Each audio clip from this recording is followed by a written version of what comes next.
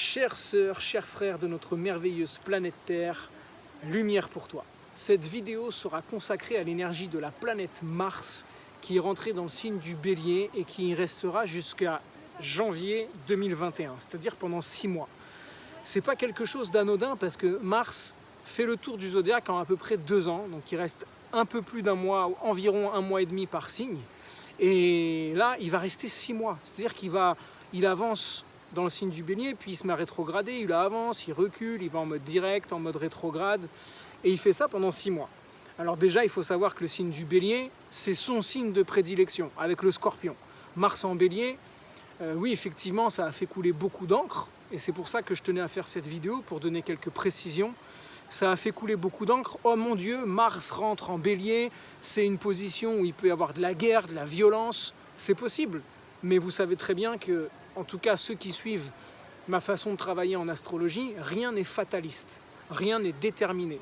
L'univers propose, l'humanité dispose, de par son héritage divin, qui est sa capacité de co-créateur. Et qui dit co-création dit responsabilité dans notre création. Donc si je suis responsable de ma création, je suis responsable de ce que je fais avec mes pulsions et mes impulsions.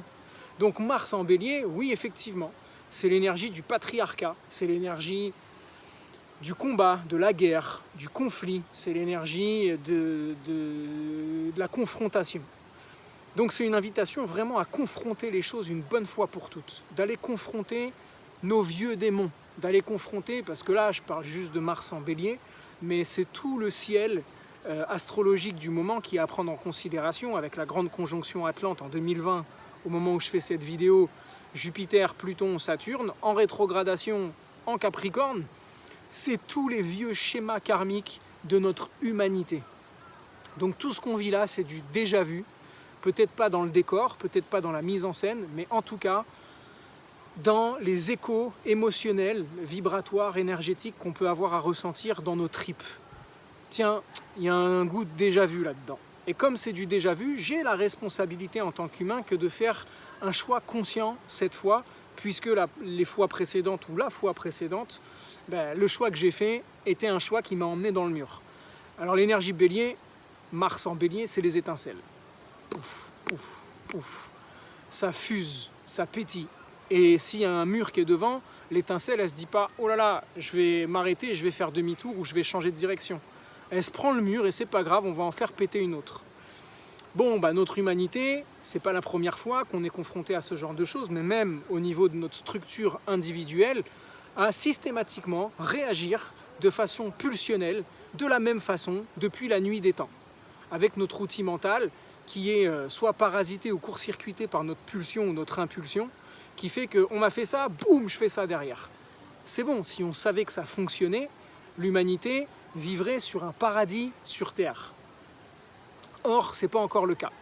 On est appelé à devenir une planète sacrée, on y travaille, ça y travaille, ils y travaillent, l'énergie, l'intelligence universelle y travaillent aussi, conjointement en co-création avec nous, mais plus j'active mon pouvoir de conscience, plus j'active ma capacité à utiliser mon instinct comme un outil créatif et non pas comme une pulsion que je vais subir. Mars en Bélier, c'est la capacité, si je le transforme dans son côté lumineux, à être dans une générosité hyper puissante, à être dans l'élan de la mise à la disposition de l'ego personnel au service du bien commun, surtout dans cette ère du Verseau dans laquelle on est en train de s'installer, de pied ferme. Et ce qui m'intéresse le plus, c'est que en Bélier, au moment où Mars passe en Bélier pour ces 6 mois, on a Chiron. Chiron le sage, le guide des guides, le sage de tous les sages. Alors j'ai fait un podcast spécifique qui sera en lien sous la vidéo, dans la description, où il y a 1 heure d'enseignement sur la sagesse de Chiron. Et Chiron, c'est rien d'autre que le sage en toi, le maître en toi. Mars qui rentre en énergie Bélier, dans laquelle, comme par hasard, se trouve le sage Chiron pendant encore plusieurs années, c'est l'indication que Mars, là, il va à l'école. Mais il va à l'école initiatique.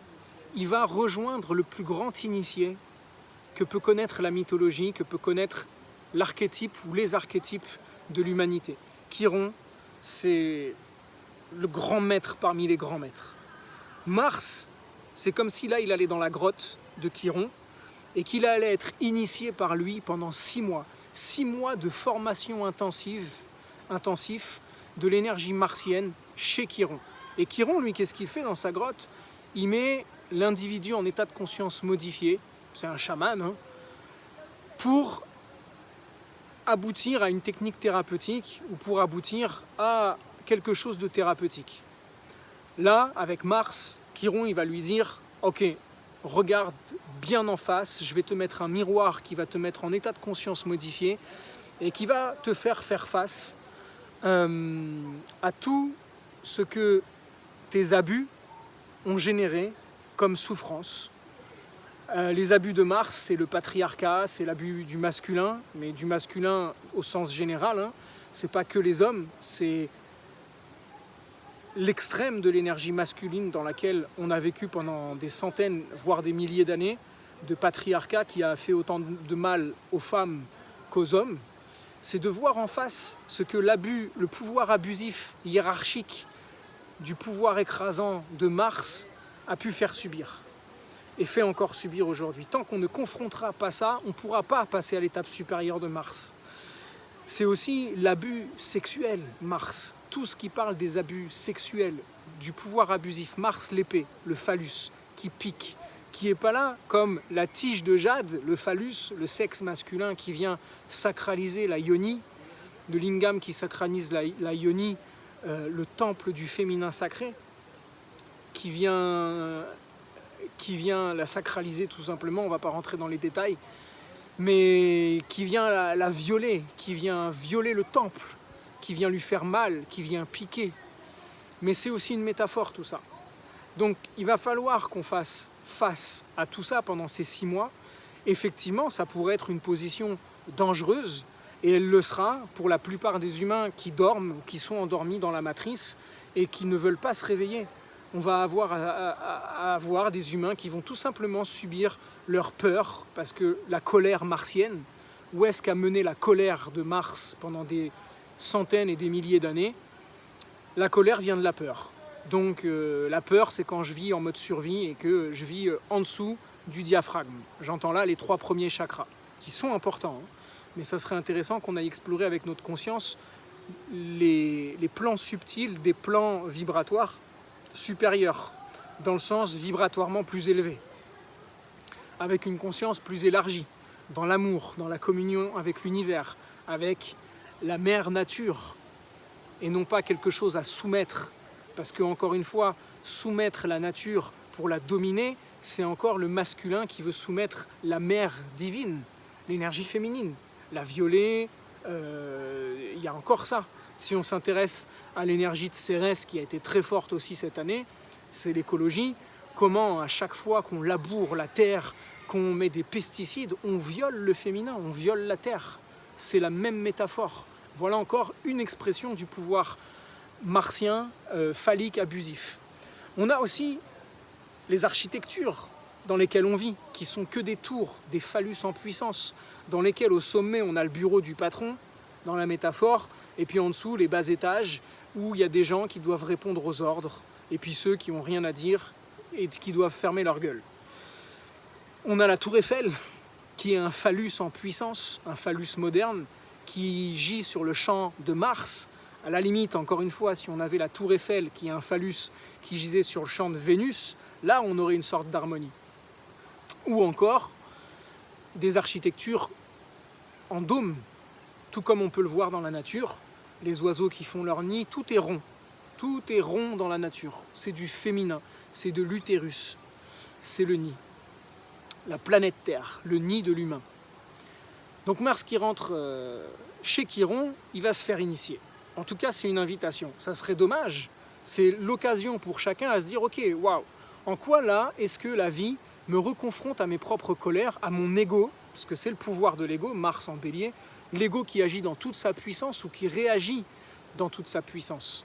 Comment est-ce que là, je vais pouvoir demander à l'univers, à la conscience universelle, de m'envoyer ces messagers, c'est-à-dire des expériences qui vont me confronter à ce que je veux vraiment savoir comme vérité. Mais il faut le demander, il faut vraiment être prêt à vouloir savoir la vérité sur nous-mêmes. Parce que si je ne veux pas savoir la vérité, que je veux continuer à me leurrer et à me raconter des histoires sur qui je suis, hashtag mon ego, plutôt que mon soi qui domine et qui transforme mon ego non pas à quelque chose à dissoudre et à bannir, mais à diviniser, à rendre solaire, l'ego solaire. Ça, c'est Mars en Bélier.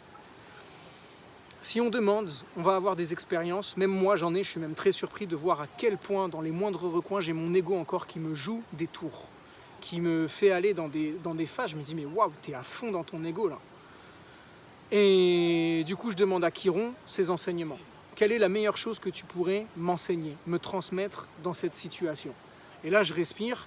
Et en général, c'est une réaction qu'on a l'habitude de répéter. Et bien là, le but, ça va être justement de ne pas faire la même chose, de faire autre chose, de répéter forcément une autre, un autre mode de fonctionnement, un autre comportement qui va me mener forcément à un autre résultat, à une autre résultante. Loi de cause à effet.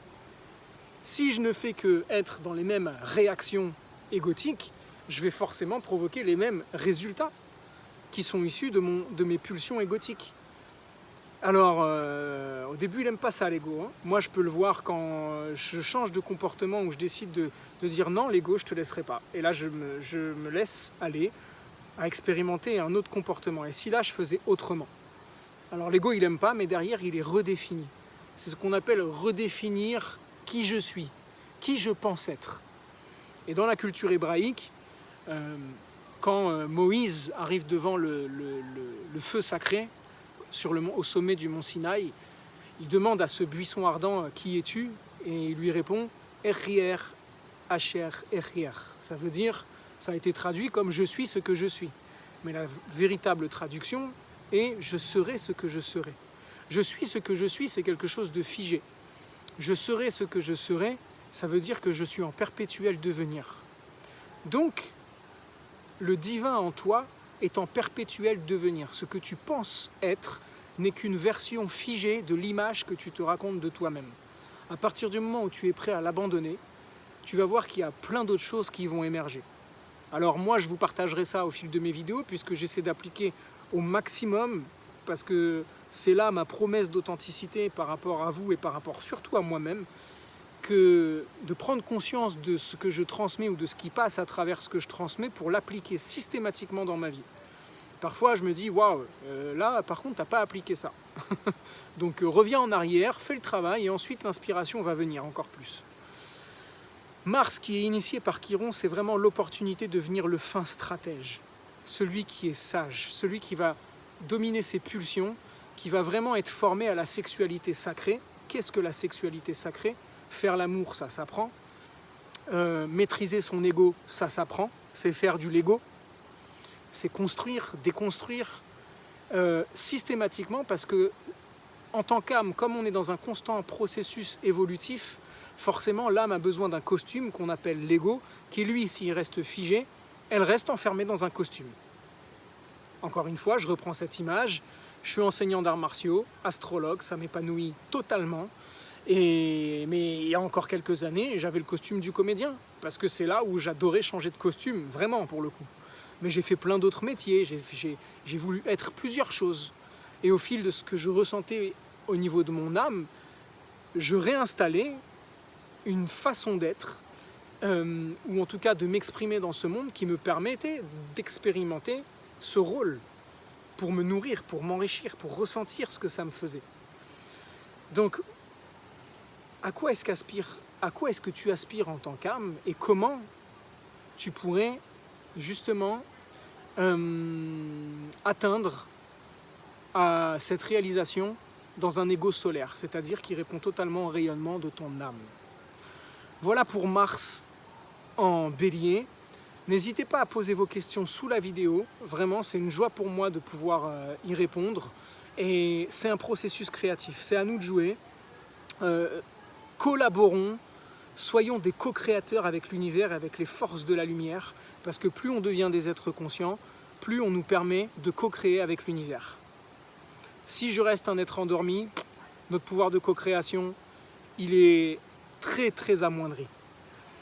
Donc je vous conseille vraiment d'aller télécharger le lien le podcast sur Chiron le sage. Et je vous donne rendez-vous pour la prochaine vidéo. Et d'ici là, souviens-toi toujours pendant ces 6 mois de formation intensive avec Chiron, va vers toi et garde la lumière. Yes.